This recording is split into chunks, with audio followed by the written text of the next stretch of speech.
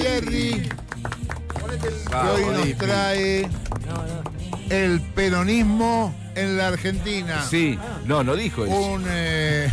Un podcast Dijo otra cosa. que va a durar 3 horas y media, me dijo, para explicar el peronismo. La versión resumida es. Empecemos rápido, Dipi, porque esto, 3 horas y media, terminamos a las 2:30 de la tarde. Además hay gracia, hay mucho que hacer. Por eso. Adelante. Todos somos testigos de cómo en los últimos tiempos distintos dirigentes y algunos con muchos minutos en televisión se creen capaces de expresar y de explicar qué es el peronismo y qué tiene que hacer el peronismo. ¿Y qué no es? Y que no Además. es también. Sí, sancionan a aquel que diga que puede ser de una forma y según su doctrina no lo es. Entonces se ponen en testigos de Jehová o sacerdotes escolásticos de un teorema y dicen el axioma es así y de acá no me corro. Algunos no, uno, a Guillermo Moreno. Hay Me un quedé par. pensando. Porque... No, hay un par. Era Guillermo El Moreno más- del que estamos hablando. El más rimbombante puede ser ¿Hay Guillermo otro? Moreno. Sí, hay un par más. Ay, Pero no me quiere. no. Bueno, dale. Pero claro, ¿por qué sucede esto? Probablemente. Porque estamos mal. Exacto. Ahí, ¿viste? Justamente. Muy bien, Carlos. venimos. Carlos, ¿eh? Punto para Punto mí. para Ordinario, Barra. Me anoto yo, mi punto. Hacete un puntito en el Una rabón. rayita, hago Exacto, como en el truco, como el claro. truco. Una estrellita dorada. De hecho, ayer justamente le salió mal la jugada del peronismo o le salió bien a los libertarios en el Senado con respecto al dictamen para el tratamiento de la ley ómnibus en el Senado y afloran mucho más estas preguntas acerca de qué tiene que hacerse para frenar a Milei, para construir políticamente una alternativa. Y ayer también, ahí es a donde me quiero remitir y donde les quiero proponer que pongamos atención. Ayer también en el programa Pasos Perdidos, acá en FM La Patriada, donde están Fernando Amato, Lorena Álvarez y Manu Pol, entrevistaron al ministro de Desarrollo de la Comunidad Bonaerense, Andrés Cuervo Larroque. Larroque había salido hace más o menos un mes atrás en Todos en Cuero. Y ayer, en un momento de la entrevista, una entrevista que está en YouTube, la pueden ir a buscar, dura alrededor de 29 minutos. En un momento de la entrevista, le pregunta Lorena Álvarez a Larroque por la táctica que se está utilizando para ir a buscar a aquellos votantes que se alejaron del peronismo o que pertenecen a sectores medios bajos, de clase media baja, y que tranquilamente podrían adherir a un universo de ideas que es y que fue el del peronismo. Y esto es lo que contestó Larroque. Vamos a escucharlo. A mí me parece que nuestro pueblo no votó para atrás, no votó a Macri, Macri no pudo ser candidato, los candidatos de Macri no llegaron al balotaje, o sea que creo que hay una expresión de sabiduría en esa posición. Sí. Y después, por supuesto, hay una disconformidad con lo que estaba ocurriendo en la Argentina y un sector, te diría, el sector más blando del electorado decidió probar o acompañar una experiencia novedosa como la de Milei. Perdimos simpleza, creo que creo inclusive yo te diría que el peronismo se tiene que reconciliar con la realidad, ¿no? Perdimos simpleza, Ajá. incluso yo te diría que el peronismo se tiene que reconciliar con la realidad. A mí me parece que esa parte de la respuesta es la más potente. Lo anterior es una caracterización, un diagnóstico sobre qué pasó el día de las elecciones o durante los comicios en general, paso, votación en general y después balotaje. ¿Por qué me parece importante? Porque justamente, entiendo yo, podemos conversarlo, podemos discrepar. Me da la sensación que lo que está planteando el Cuervo Larroque en esa respuesta es no apegarse tanto a lo doctrinario, que es lo que, por ejemplo, hace Guillermo Moreno en la tele. Sí. Donde, por un lado, hasta a modo folclórico, litúrgico y payasesco, le ponen la marchita de fondo cada vez que va a hablar, y después repite una serie de ideas, medio a los gritos, medio en joda, medio en serio, que tal vez ni siquiera sintonizan o calzan con lo que está charlando o hablando la sociedad en este momento. Larroque está diciendo que el peronismo se tiene que reconciliar con la realidad y eso es un llamado de atención muy grande. Y sí. ¿Por qué?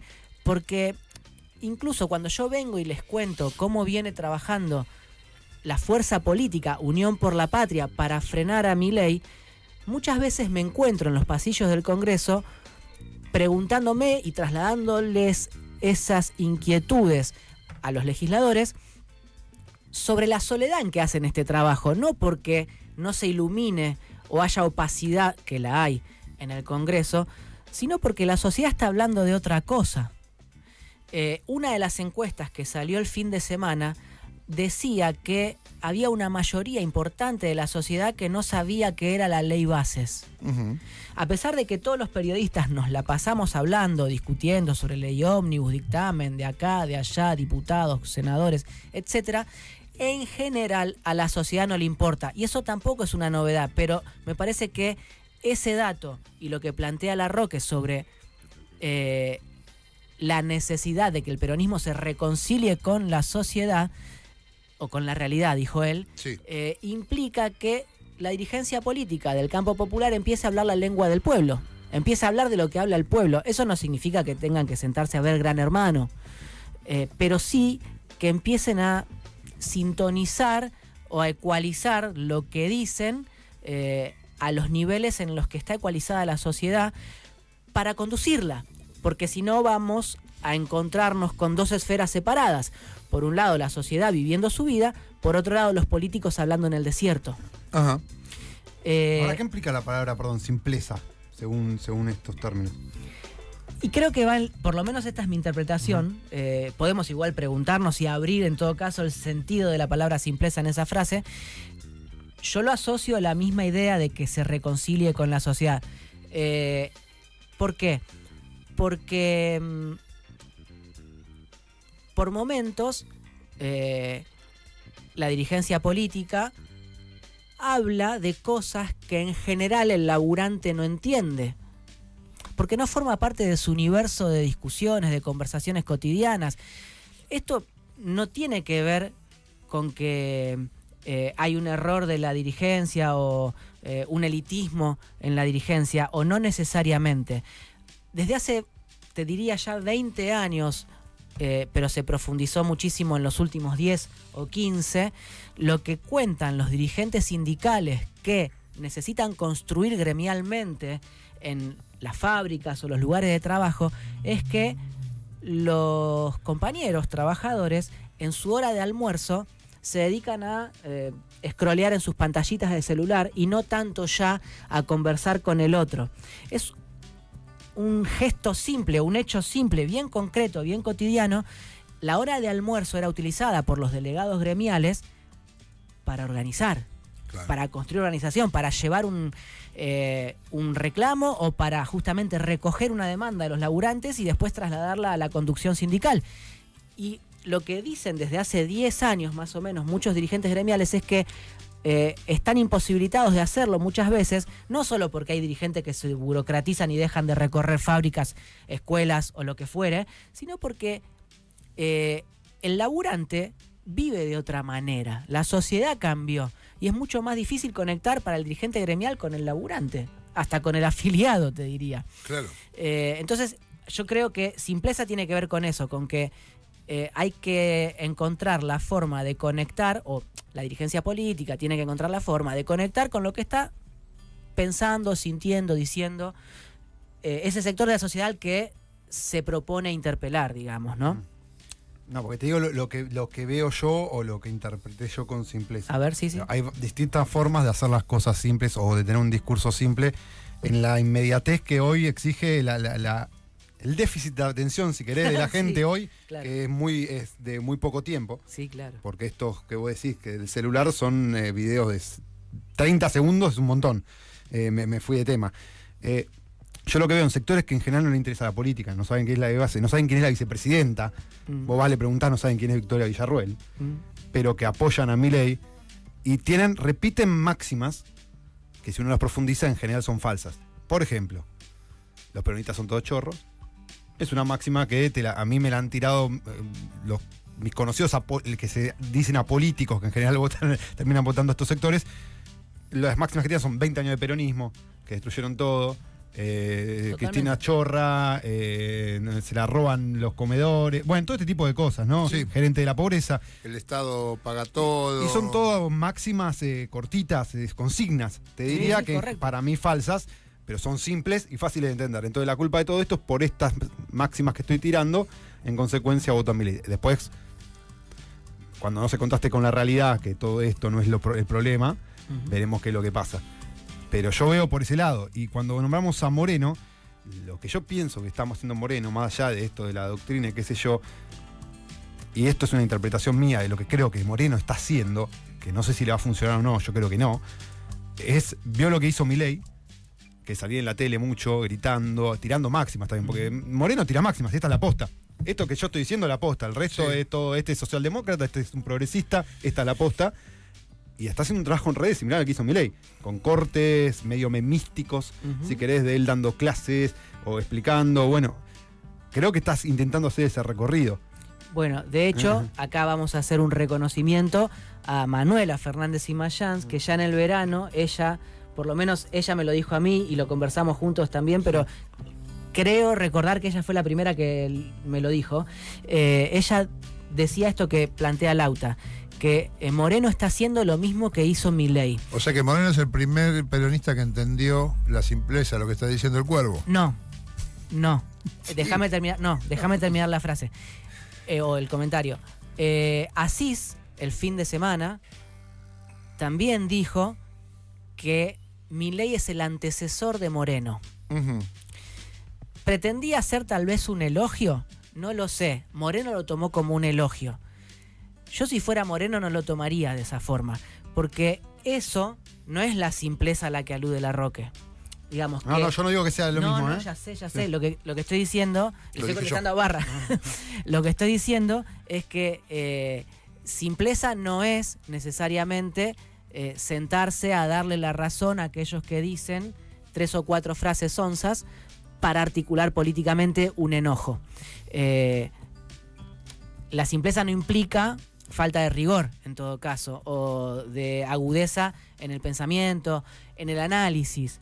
Hay otro fragmento interesante del Cuervo Larroque y ahora seguimos discutiendo sobre simpleza, sobre reconciliación del peronismo con la realidad, pero me parece que este fragmento de la nota complementa con esta parte porque fue Manu Pol quien le preguntó sobre la sobreideologización de la militancia o de la dirigencia política del peronismo, del kirchnerismo, del espacio que fue Frente de Todos en su momento, y si eso había afectado en algo o no. Tenía que ver con esto de reconciliarse con la realidad. Es decir, si vos te volvés un teórico o un escolástico, es decir, un sacerdote que repite una doctrina o una liturgia, pero no conectás con la realidad, estás hablando del mundo de las ideas, pero ¿dónde está la cosa? ¿Qué es lo que siente el pueblo? Bueno, escuchen sobre todo la primera parte de lo que responde el Cuervo a la pregunta sobre sobreideologización. Mira, Perón decía que la Argentina era un país muy politizado, pero con poca cultura política. Entonces creo que sí, es verdad que nosotros nos debemos en ese sentido un debate y una maduración. Y uno aboga porque eso se dé urgentemente. Un país muy politizado, según Perón, pero con poca cultura política. Donde uno puede, también acá introduzco una lectura mía sobre lo que dijo Larroque, ¿no? Ajá. Tal vez Larroque no esté de acuerdo, pero donde yo puedo visualizar que se manifiesta esta falta de cultura política. Muchas veces en nuestras propias interpretaciones de lo que pasa con la política, de las conclusiones que sacamos, tal vez apresuradamente, tal vez por falta de formación, tal vez por falta de información, pero sobre todo porque no todos tenemos el tiempo suficiente y la experiencia necesaria para hacer política, ¿no? O sea, ¿dónde se aprende a hacer política? Y la verdad que se aprende en territorio, charlando con compañeros, en unidades básicas, en sindicatos. Esos ámbitos son los formadores de militantes políticos por excelencia. Y si bien sigue siendo Argentina probablemente el país con mayor saldo organizativo en los sectores populares, no quiero decir del mundo, no me quiero jactar, pero la verdad es que es muy grande la potencia política del pueblo argentino, y es muy grande la politización, como decía Perón.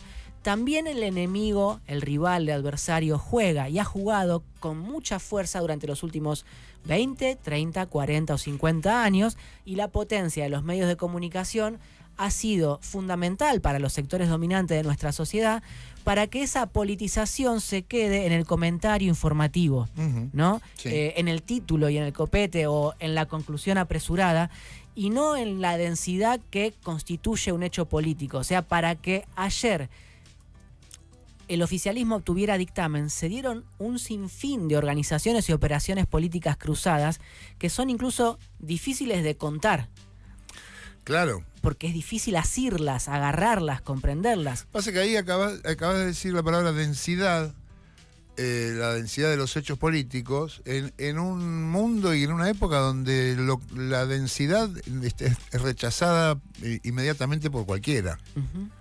Entonces es muy complicado, ahí se complica un montón Sí.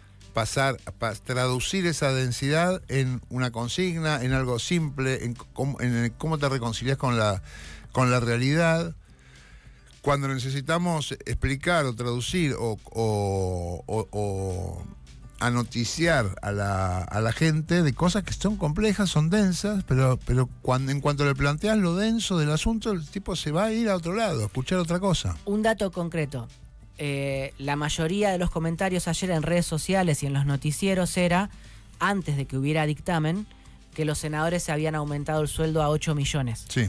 Lo que había ocurrido es que el 23 de mayo, efectivamente, las autoridades de las dos cámaras, junto con los representantes gremiales, acordaron un incremento de los módulos. Los módulos son lo mismo que las unidades retributivas en el Poder Ejecutivo, son los componentes de un ingreso en el Estado Nacional. Ajá. Entonces, le subieron un 2% al porcentaje, un 2% al módulo, perdón, de los empleados legislativos para el mes de abril y un 7% para el mes de mayo, o sea, 9% acumulativo, y eso daba un incremento salarial también en los senadores, que no se desengancharon de ese incremento para los trabajadores legislativos. Ajá. ¿Sí? Entonces, ¿qué pasó? Automáticamente se empezó a hablar de un nuevo aumento, de un nuevo dietazo Sí. de los senadores. Lo que decían en la oposición ayer en el Congreso es que estaban utilizando eso para justamente apretar públicamente a los senadores con el discurso de que se aumentan el sueldo y no firman el dictamen. De hecho, eso, como Videograph estuvo en La Nación Más y en otros canales, hasta entrada la tardecita anoche, que era cuando faltaban todavía 11 firmas para el dictamen. Ujú. O sea, La Nación Más apretaba diciendo: los senadores, qué barbaridad, se aumentaron el sueldo y no son capaces de firmar el dictamen porque no laburan o no Claro, sé qué. no firman porque no firmar es sinónimo de no laburar, o sea, es una imbecilidad, pero bueno, no importa. Pero prende. Prende, claro. Y buscaban apretar con eso. Y no digo que precisamente por eso, sino que hubo otras cosillas más que operaron para que efectivamente Obvio, aparecieran las firmas que faltaran, pero ese fue uno de los factores que se utilizó. Entonces, yo no estoy defendiendo de nuevo, como sí lo hice antes, cuando decía tienen que ganar bien, y hubo un debate sobre este tema, los legisladores, ¿no? Pero estoy advirtiendo que esa simple operación periodística que estuvo presente en los canales de televisión no era la mera indignación de un canal contra el ingreso de los legisladores, sino que era una punta de lanza más para presionar a los que no firmaban Ujú. y que son presionables, o sea que fáciles de intimidar con un título en algún canal de noticias, Claro. para hacer algo que creen que no tienen que hacer, ¿sí? Entonces, nuestra lectura a priori es, fíjate, mirá, se aumentan, bla, y en realidad no habíamos visto tal vez que lo que estaba sucediendo era eso por abajo. Un apriete, una extorsión, una negociación. A eso también me refiero o a través de eso también infiero, se puede pensar la falta de cultura política. O sea, no vemos para dónde van los misiles, no vemos cuál es la intención del que está metiendo el fracaso. Sí, no sé. No sé, a mí lo que me parece que también vivimos bajo un bombardeo permanente, cada vez más fuerte. Es impresionante lo que están haciendo los medios apoyando a Milei. Cerraron filas, ¿viste? Sí, ayer TN decía otra bomba que hereda el gobierno, o sea, y esto del gas, que son estos pelotudos que no fueron capaces de poner 3 pesos que hacía falta para que hubiera gas, y ahora hay que comprar gas, es responsabilidad fácilmente comprobable de la gestión de Milei. Y también es eso, mienten. Bueno, lo que es culpa de Milei se lo encajan a Alberto Fernández o a Cristina. Entonces también hay un estado muy complejo para hacer política. Hay un estado de cosas que está muy complicado. O sea, yo creo que no estaba así ni siquiera en la época de Cristina, con esas grandes operaciones, pero que eran diferentes. Me parece que los medios, no sé, seguramente hay estudios hechos, y por ahí hay que hablar con alguien que los haya estado haciendo. Pero me parece que Clarín armaba operaciones grandes. Sí. Y pocas. Y ahora hay una metralla. Son operaciones cortas, menos complejas y mucho más puntuales, que duran un día o 2 días. Hacen se acaba y tiran y hacen otra. Antes armaban, bueno, no sé, por decir, Nisman, Vudú. Sí, ¿no? Y Vudú, Nisman. Entiendo. Ahora no duran nada, al estilo TikTok. Puede ser que Pero todo... es mucho más psicotizante y mucho más. No sé si es mucho más. Es otra arma. No quiero abrir muchas ventanas, pero metiendo el otro poder del Estado, el poder judicial, ¿no? Que muchas veces actúa en rigor de los aprietes también. Aprietes mediáticos, eso se vio durante el kirchnerismo y Clarín un montón de veces, ¿no? Dando teléfono de los jueces. Sí. Bueno, el otro día estaba viendo a Feynman con Trebuch, a Casanelo, pero lo estaban destruyendo por ordenar entregar los alimentos, estos que tienen canutados, pero diciéndole que es un inútil, que se mete en el Ejecutivo, bueno. Y lo nombraron 20 veces tomándole el pelo en 30 segundos. Sí. Y eso es una operación también para presionar a... Sí, todo al el juez, tiempo, sí. todo el tiempo y todo el día. Y yo no veo con claridad dónde se contesta eso también, ¿no? Es que ¿Dónde contestamos eso? Tenés cada vez menos fuerza o las usinas de información más vinculadas al campo popular tienen cada vez menos potencia. Eso sucede. Sí, y además hay una cosa, esto es un problema mío, una cuestión mía. Yo dejé de hablar de Clarín porque ya era un meme decir Clarín miente, pero ahora hace un tiempo me animo a volver a hablar, ¿entendés? Me daba como vergüenza decir Clarín. Sí. Las operaciones de Clarín, Mañeto, pero hay que decirlo porque es lo que nos está haciendo mierda y nos siguen haciendo mierda. Y sabés qué estoy pensando en los últimos días. Nosotros venimos justamente, como tantos otros comunicadores, hablando mal sobre la agenda internacional de Milei. Visita España, pero va sin una agenda diplomática acordada con los estados que visita, y visita Estados Unidos. Sí. Y se junta con aquellos actores que pertenecen o lideran las grandes empresas de la información y la tecnología, sí, ¿no? Y tal vez hay en esa caracterización que nosotros hacemos, muchas veces en tono burlesco, una ingenuidad. ¿Por qué? Porque Milei precisamente reniega de los medios tradicionales o los canales tradicionales de la construcción del relato político, y apela a esas usinas. Twitter, se reunió con el capo del ChatGPT en Estados Unidos ahora. ¿Por qué? Porque justamente apela a medios donde la relación sea de usuarios sin la curaduría o la editorialización de un entramado de periodistas, de dirigentes que debaten y van tramando una realidad o van explicando una realidad, y prefiere justamente la metralla de un montón, millones de usuarios que debaten a los gritos, básicamente, en Twitter o donde sea que le toque. Y además, porque en la inteligencia artificial y en estas plataformas estilo Twitter, hay políticas de comunicación, de regulación de los mensajes que inhiben aquellos mensajes que sean contrahegemónicos, revolucionarios, contestatarios, de izquierda. Hay regulaciones que Te bajan el justamente mensaje. te bajan el Te mensaje lo censuran.